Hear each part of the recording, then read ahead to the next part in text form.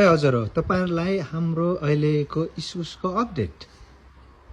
अहिले हाम्रो इस्कुस चाहिँ सबै बढेर 43 माथि मजाले झागिएको छ र फल्न पनि सुरु गरेको छ।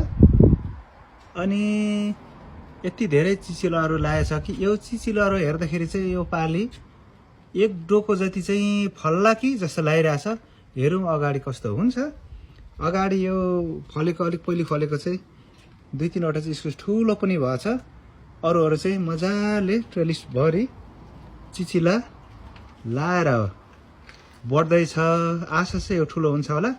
पोहोर साल हामीबाट जसले सीड्स लिनु भएको छ तपाईहरुको यसै राम्रो भएको छ होला।